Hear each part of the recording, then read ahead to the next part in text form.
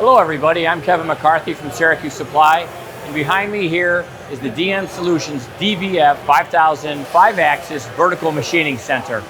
Features on this machine here is we have a 60-station tool changer with a 1.2 second tool change on it, 18,000 RPM spindle. It's a big plus. Cat 40 spindle here.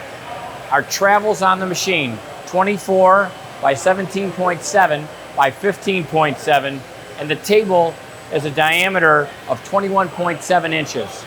The work holding on this machine is by 5th axis, and control-wise, we have the FANUC 31i plus control, full-blown 5-axis simultaneous. On the left-hand side of the machine, we've married up a FANUC CRX10L Cobot, and behind that, you'll see the 5th axis shelf unit.